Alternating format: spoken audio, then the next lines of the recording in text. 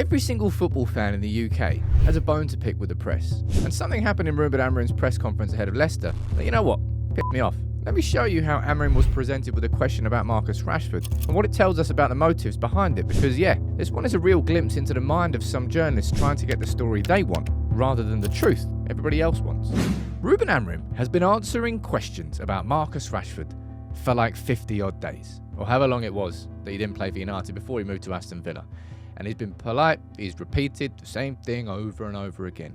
But something happened in this press conference ahead of Leicester. I'm going to show you two examples of journalists speaking to Amorim about Rashford and the polar opposite approaches, because it's just, one is just insane. And I can't believe that they're even allowed, really, to attend press conferences if they're going to approach it like this. Now, here's one, the first one. Rashford, of course, has been the biggest topic at United until he's now moved to Aston Villa. And he was asked this question here, all right, about Marcus Rashford. Ruben, this is the first time I've spoken to you since Marcus Rashford left the club, so I'm just wondering how you left the situation with him personally, and obviously he's only on loan, so there's a chance he could be back here in the summer and how that could potentially play out. Fair question.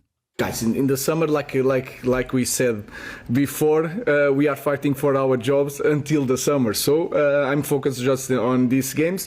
Thankfully, about Marcus is in Birmingham now with Unai, so you can take the questions for these months to another coach. We are focused just on our play. So that's Ruben sort of saying, I've answered all of your questions. Every single press conference, twice every press conference about Rashford. It's not my job now. Go and speak to Unai Emery. Thankfully, I don't have to answer any more questions about Rashford. That's one way of approaching a question, but this has just pissed me off. This is Jamie Jackson. Now listen to this question that he poses Amorim. Unai Emery obviously signed Marcus Rashford on loan because he felt he could get him to score lots of goals and play very well. If that occurs, would it be fair for someone like me to wonder what that would say about you as a coach who was unable to get him on the pitch and perform well? Now, I can't believe how measured Amorim's response to this is, first off, right? That is, of course, you as a journalist or a fan can take this in the way that you want, and you can take. And he speaks to him for about 30 odd seconds, but all that question is doing is trying to goad a reaction. It's not trying to get a truth.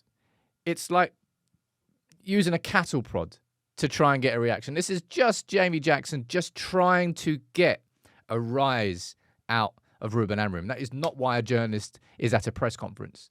A journalist is at a press conference to try and ask a question like that. What will happen next season then? Will he come back?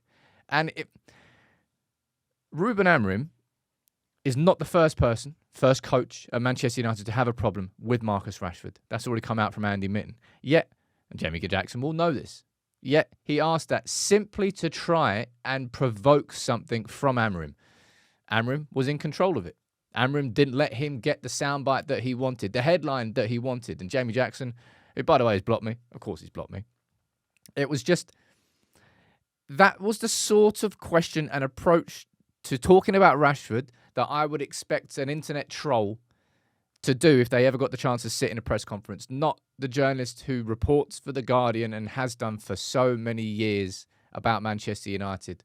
All right? I'm pretty sure he blocked me on Twitter because I had a go at him for trying to go after Kobe Mainoo. I think that's what it was. But it's Amorim is someone who's carried himself very calm and measured. If that was Mourinho, you may have got a very different response in that press conference there. But it's just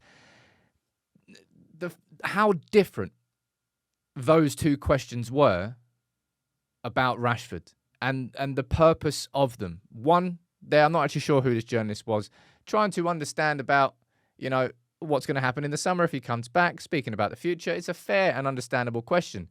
And then on the other hand, you've got somebody in Jamie Jackson who's just trying to provoke a reaction from Ruben Amorim, not to try and find out what's gone on behind the scenes, not to, as a journalist, do your job and maybe uncover the truth, simply to try and provoke a reaction from a manager over a situation where he's grown probably more and more increasingly frustrated over the last 50-odd days where Rashford's been out of the team, where he's had to answer questions about Rashford 2 times every press conference, despite the fact that nothing has changed. If he trains better, he'll come back into the team.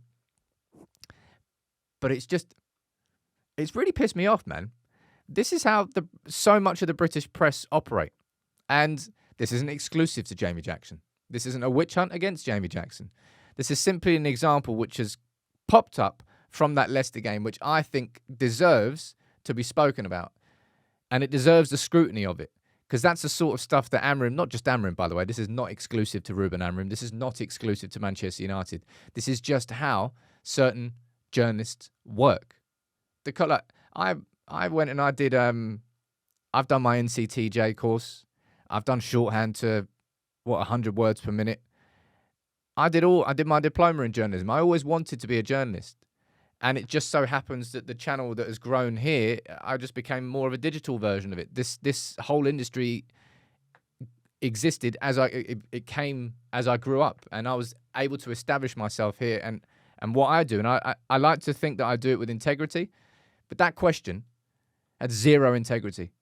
That question was just there to try and get our manager or head coach to react to what he was saying. Trying to say, if you can't get a tune out of Rashford, what does that mean about you as a coach? Surely that means you're a crap coach. You have to put your head in your hands, sort of thing. Such a crap coach that he turned Sporting around, having not won a title in 20 years, and got the United job. And such a bad coach that Marcus Rashford has been very similar under multiple different coaches, to the point where Andy Mitten has come out and said that there have been problems with Rashford with every single coach. And as I said before, Jamie Jackson would have been aware of that before he asked that question. Well, he should have been. And it's just, I thought this video was worth doing to call that out, because I don't think Amorim will. I can. The platform that we've got here, it's part. I remember when we did a video on the media and the way that the media addresses Manchester United versus other clubs. And it feels like I'm probably going to be doing some more of those. I've done one on Graham Souness. Might have to have a little conversation about Jamie Jackson quite soon. Because for the chief, right, I don't even know if he's a chief writer of The Guardian. For a Guardian journalist to do that in a press conference was, you know what I'm going to describe it as? Childish. Childish, and in order to get a reaction, not to uncover the truth about maybe what happened behind the scenes. Could have been far, far better ways to articulate a question to maybe get a new piece of information out. But instead of trying to hunt for new information, he hunted for a reaction. And Amorim slapped him up and said no. It annoyed me, so I wanted to speak about it in this video. That's all it is, just a reaction on that. And I think these sorts of things deserve spotlights. Not in a positive way either, but they should be talking about. They should be spoken about. Because you can't get away with that.